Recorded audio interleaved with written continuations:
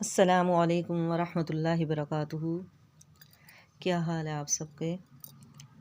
الحمدللہ، اللہ تبارک و تعالی آپ سب کو اپنے حفظ و امان میں رکھے۔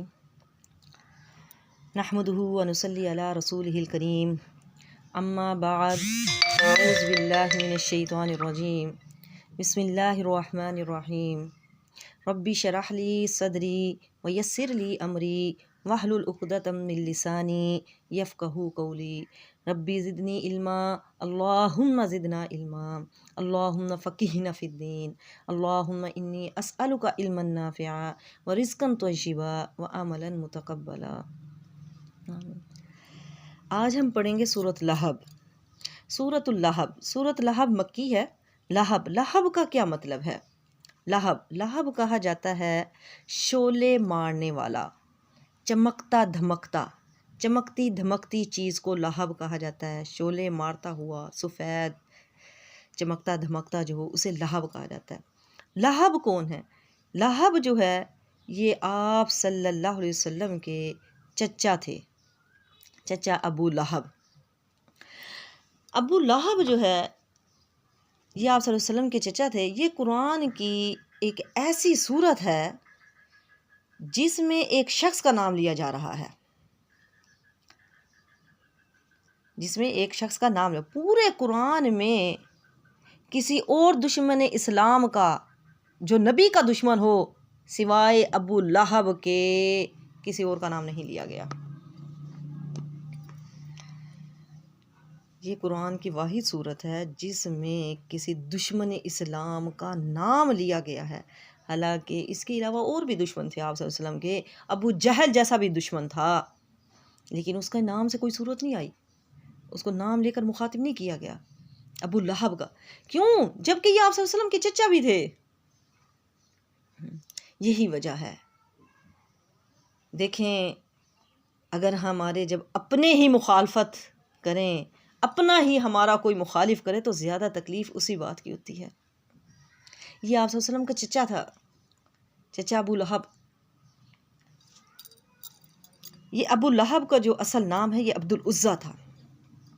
ابو لہب کا اصل نام عبد العزیٰ تھا۔ یہ آپ صلی اللہ علیہ وسلم کا سب سے بڑا چچا تھا۔ یہ بہت زیادہ مالدار تھا لیکن انتہائی کنجوس انسان تھا، اور اس کے چہرے کی خوبصورتی، چمک دمک کے لحاظ سے ابو لہب شعلے والا اس کو کہا جاتا تھا۔ بڑا خوبصورت تھا، چمکتا دھمکتا چہرہ تھا، اس وجہ سے اس کو ابو لہب کہا جاتا تھا۔ یہ نبی صلی اللہ علیہ وسلم کا بدترین دشمن تھا، ہر وقت تکلیف پہنچانے کے در پر رہا کرتا تھا۔ کنجوس انسان بھی تھا، جبکہ ابو جہل وہ بھی مسلمان نہیں تھا لیکن حاجیوں کو پانی پلایا کرتا تھا، ان کی خدمت کیا کرتا تھا، مہمان نوازی کیا کرتا تھا، یتیموں کے ساتھ اچھا سلوک کچھ ایسی باتیں ہیں جو اس میں اچھائی کی تھی۔ لیکن اب اس کا مطلب یہ نہیں ہے کہ اس کی بخشش ہو جائے گی، نہیں۔ مین چیز ہوتی ہے ایمان کا لانا۔ اگر ایمان ہے، ایمان اسلام قبول کر لیا ہے، اس کے بعد نیک اعمال، پھر اس کے بعد نیک اعمال ہوتے ہیں۔ اگر جو کافر لوگ ہیں نیک اعمال اگر کر رہے ہیں تو اللہ تبارک و تعالیٰ ان کا بدلہ اسے دنیا میں ہی دے دیتے ہیں۔ ایمان کے بغیر کوئی عمل بھی قابل قبول نہیں ہوتا۔ پہلی مین چیز ایمان ہوتی ہے۔ تو یہ ابو لہب آپ صلی اللہ علیہ وسلم کے چچا تھے، ان کے نام سے ہی اللہ تبارک و تعالیٰ نے یہ سورت نازل کی ان کے بارے میں۔ اب شان نزول کیا ہے اس سورت کا؟ جب اللہ تبارک و تعالیٰ نے آپ صلی اللہ علیہ وسلم کو حکم دیا کہ اپنے رشتہ داروں کو ڈرائیں، انہیں ایک اللہ کے واحد ہونے کی دعوت دیں، توحید کی دعوت دیں، تو پھر آپ صلی اللہ علیہ وسلم نے اپنے گھر پر ڈنر دعوت رکھی، ایک اپنے رشتہ داروں کو بلایا۔ یہ سب سے پہلی دعوت تھی جب آپ صلی اللہ علیہ وسلم نے یعنی اپنے رشتہ داروں کو دین کی جو دعوت دی، یہ سب سے پہلی دعوت تھی۔ اب کھانا رکھتے ہیں، دعوت رکھتے ہیں، دعوت میں تمام لوگوں کو آپ صلی اللہ علیہ وسلم بلا لیتے ہیں، اپنے رشتہ داروں کو بلا لیتے ہیں۔ اس کے بعد آپ صلی اللہ علیہ وسلم نے فرمایا کہ میں نے تمہیں اس لیے بلایا ہے کہ میں اللہ کا رسول ہوں۔ ابھی آپ صلی اللہ علیہ وسلم نے بات شروع ہی کی تھی کہ ابو لہب کھڑا ہو گیا، اس نے ڈانٹنا شروع کر دیا کہ اگر تم نے یہ بات کی تو سب تمہارے خلاف ہو جائیں گے، تمہارا خاندان، تمہارا قبیلہ، اور یہ نہ ہو کہ تمہاری اس دعوت کی وجہ سے ہمارے اوپر کوئی اور مصیبت آ جائے، خبردار اگر اس کے آگے کوئی بات کی۔ یعنی فوراً ہی ڈانٹنا شروع کر دیا۔ ابھی آپ صلی اللہ علیہ وسلم نے بات کرنا شروع ہی کی تھی، آپ صلی اللہ علیہ وسلم خاموش ہو گئے، سارے لوگ اٹھ کر چلے گئے۔ یعنی جس مقصد کے لیے بلایا تھا، دعوت رکھی تھی، وہ مقصد ہی پورا نہ ہوا۔ پھر کچھ دنوں بعد پھر آپ صلی اللہ علیہ وسلم نے دعوت رکھی، پھر آپ صلی اللہ علیہ وسلم نے سب کو بلایا، تمام رشتہ داروں کو بلایا، سب لوگ آ گئے۔ پھر آپ صلی اللہ علیہ وسلم نے دوبارہ اللہ کی طرف دعوت دینے کا سلسلہ شروع کیا، اپنی دعوت تبلیغ شروع کی۔ جیسے ہی شروع کی اس وقت پھر ابو لہب کھڑا ہو گیا کہ خبردار اگر تم نے اس کے آگے کوئی بات کی سب تمہارے مخالف ہو جائیں گے۔ لیکن دوسری دعوت میں تھوڑا سا یہ اثر ہوا کہ جو آپ صلی اللہ علیہ وسلم کے چچا ابو طالب تھے، انہوں نے آپ صلی اللہ علیہ وسلم کی تائید کی، کہا کہ میں تمہارا ساتھ دوں گا، میں تمہاری مدد کروں گا۔ چچا ابو طالب نے کہا میں تمہاری مدد کروں گا، لیکن اس سے یہ بات نہ سمجھنا کہ میں نے اپنے باپ دادا کا دین چھوڑ دیا ہے، میں اپنے باپ دادا کے دین پر رہوں گا لیکن تمہارا ساتھ دوں گا،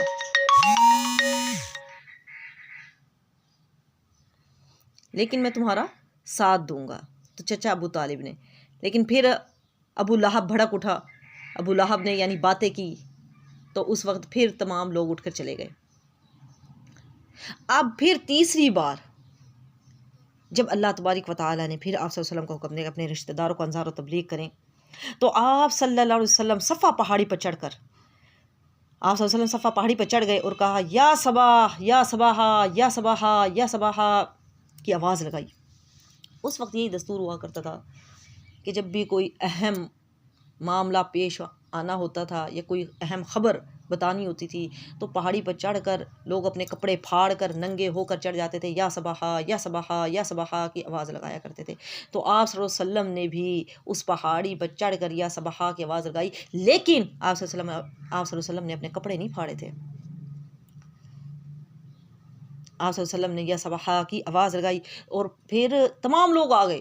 پہلے تو صرف اپنے رشتہ داروں کو ہی یعنی دعوت تبلیغ کرنے کی کوشش کی، اب تو سب لوگوں کو ہی، مکہ والوں کو، یا صباحا اے فلاں قبیلے والے تم بھی آ جاؤ، فلاں قبیلے والے تم بھی آ جاؤ، فلاں قبیلے والے تم بھی آ جاؤ، اب سب لوگ آ گئے۔ تو آپ صلی اللہ علیہ وسلم نے فرمایا کہ اگر میں تم سے کہوں کہ اس پہاڑ کے پیچھے ایک لشکر ہے جو تم پر حملہ کرنا چاہتا ہے تو کیا تم میری بات کو سچ مان لو گے؟ سب نے کہا ہاں، کیوں نہیں، کیونکہ آپ نے کبھی جھوٹ نہیں بولا۔ تو پھر آپ صلی اللہ علیہ وسلم نے فرمایا کہ میں تمہیں ایک بڑے عذاب سے ڈرانے آیا ہوں۔